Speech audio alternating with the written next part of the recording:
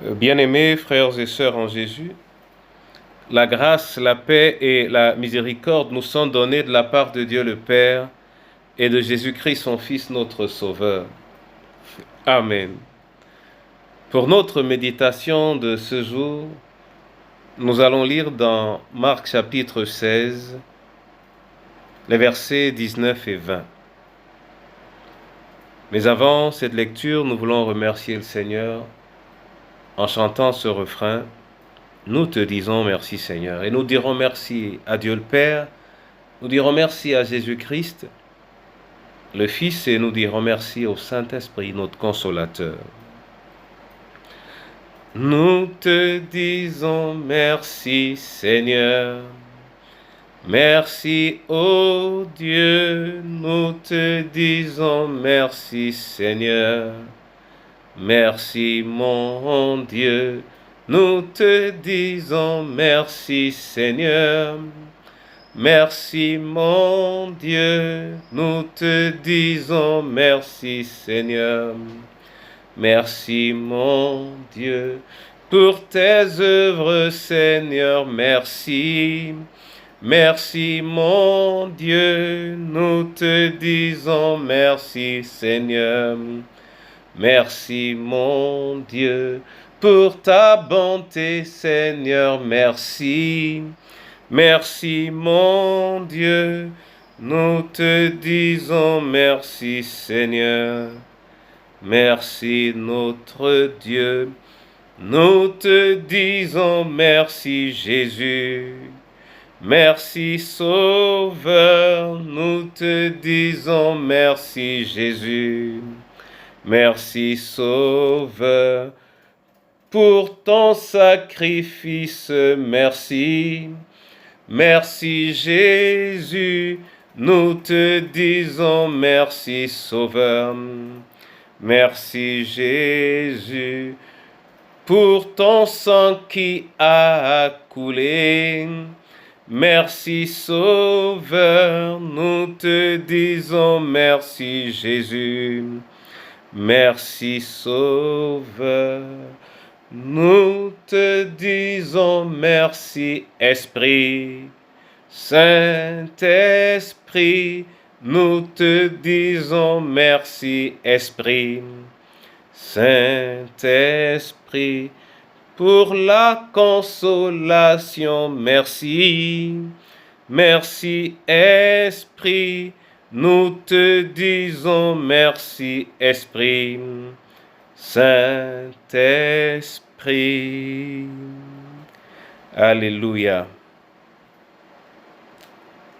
Marc 16, 19 et 20, là il est écrit: le Seigneur, après leur avoir parlé, fut enlevé au ciel et il s'assit à la droite de Dieu.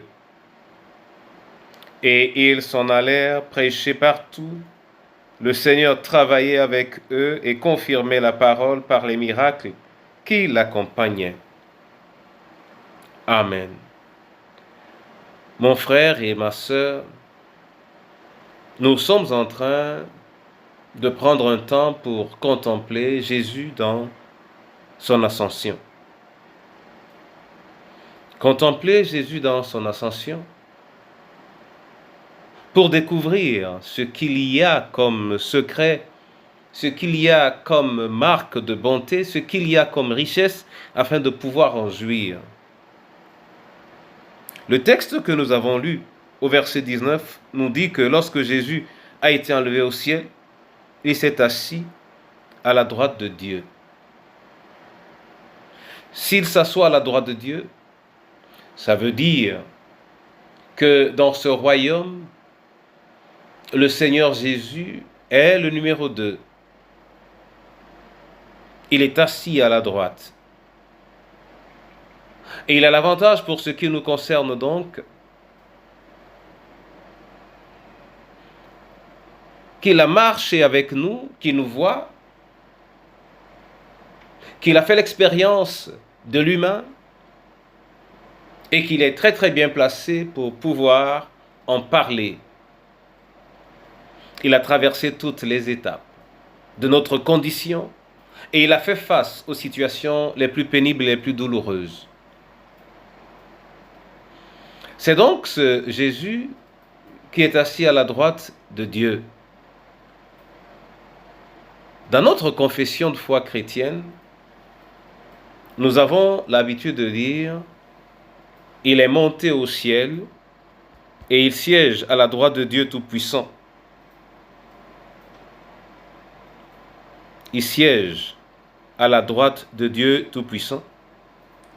Et alors qu'il reviendra de là pour juger les vivants et les morts. En siégeant donc auprès de Dieu, et qu'il jugera le monde, il a un rôle qui peut nous être favorable. Et on n'a pas dit qu'il intercédera. On n'a pas dit qu'il défendra. Mais on a dit qu'il jugera. Et ceci est très très important pour nous, parce que souvent, nous le considérons seulement comme avocat, défendant même l'indéfendable. Un juge ou un jugement a deux perspectives. Je ne vais pas dire trois. La perspective du jugement ou du juge, c'est de rendre justice. Donc le juge ne fausse pas les résultats de son enquête, de son analyse, de son appréciation, mais il veille à décréter ou tout au moins à sortir un jugement qui est conforme à ce qu'il a vu. Il est beaucoup plus question chez lui de justice donc. Jésus est un avantage pour le chrétien parce qu'on suppose que le chrétien marche selon les recommandations de Jésus. Lorsque c'est lui qui dit comment il faut marcher, il sait très très bien ce à quoi il s'attend. Donc lorsque la marche a été conforme à ce à quoi il s'attend naturellement, il ne pourrait pas avoir un jugement contraire à ses propres prescriptions. Et c'est en cela que le chrétien peut être content, il peut s'estimer heureux, parce qu'il a quelqu'un auprès du Père qui voit clairement, et il n'a pas d'inquiétude donc que ce que l'on dira le moment venu à propos de lui soit contraire à son accord et à sa communion avec le Seigneur Jésus. Mais celui qui s'est efforcé, permettez que je le dise, de marcher contre la volonté de Jésus, ne devrait pas penser qu'il va être défendu, puisque Jésus est un juste juge. Le juge peut naturellement sauver, acquitter. Le juge peut également condamner, c'est-à-dire punir. Nous devons donc, à la lumière de cette faveur,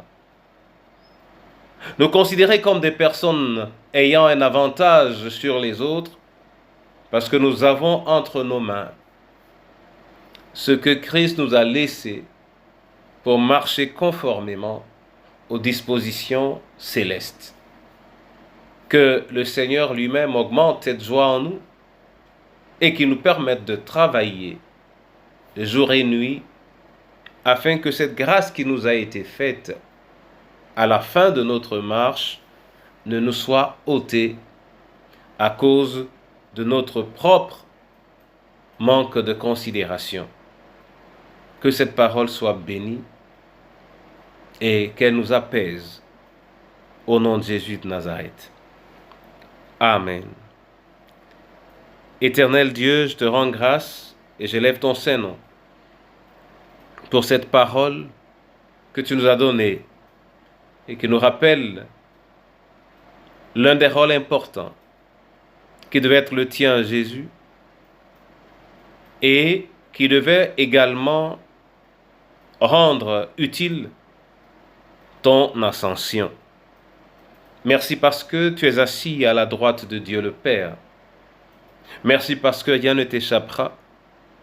Merci parce que le dépôt que tu nous as laissé nous est également suffisant pour que nous marchions jusqu'au bout, de gloire en gloire, en te réjouissant.